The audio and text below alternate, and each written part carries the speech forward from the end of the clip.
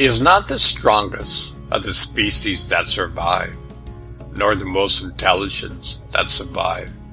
It is the one that is the most adaptable to change, that lives within the means available and works cooperatively against common threats. The love for all living creatures is the most noble attribute of man. The world would not be inherited by the strongest. It will be inherited by those most able to change.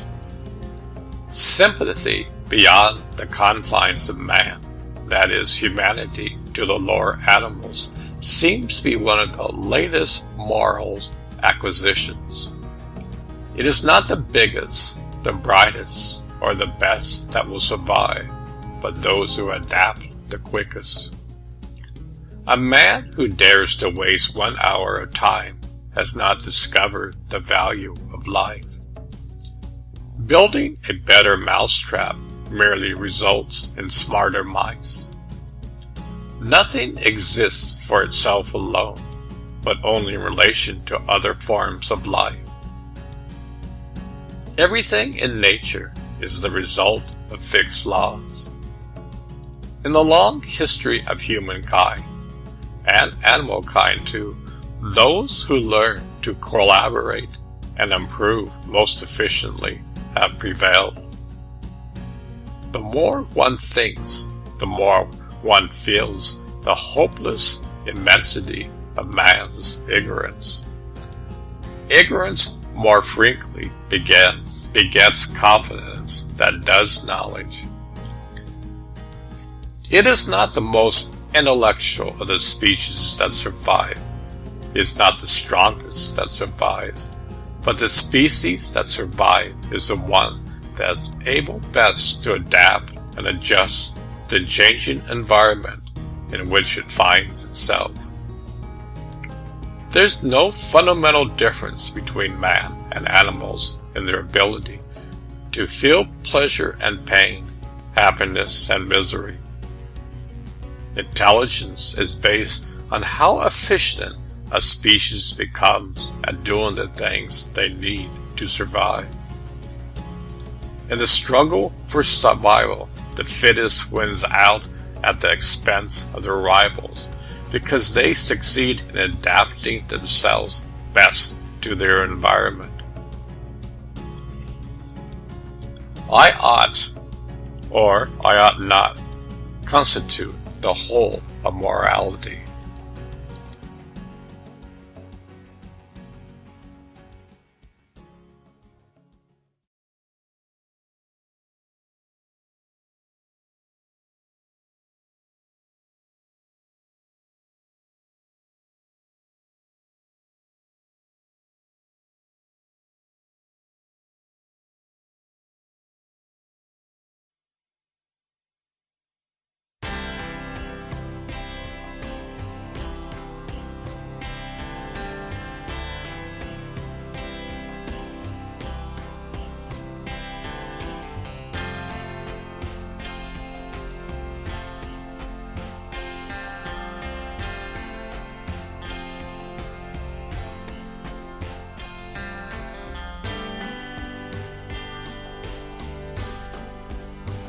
I have called this principle, by which each slight variation, if useful, is preserved, by the term of natural selection. A mathematician is a blind man in a dark room looking for a black cat, which isn't there. Some call it evolution, and others call it God. An American monkey, after getting drunk on brandy, would never touch it again, and thus is much wiser than most men.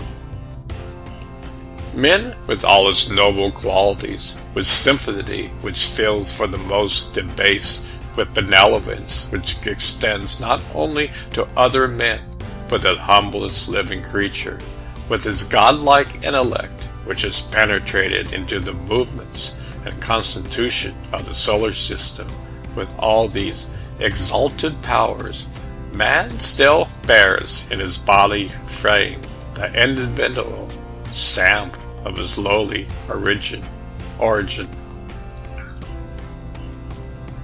The highest possible stage in moral culture is when we recognize that we ought to control our thoughts. With savages, the weak in body or mind are soon eliminated.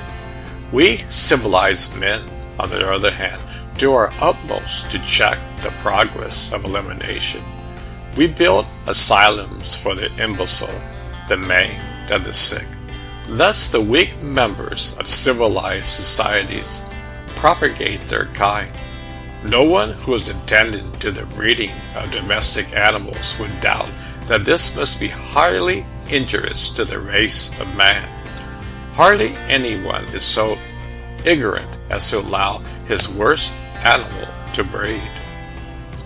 If the misery of the poor be caused not by the laws of nature, but by your institutions, great is our sin.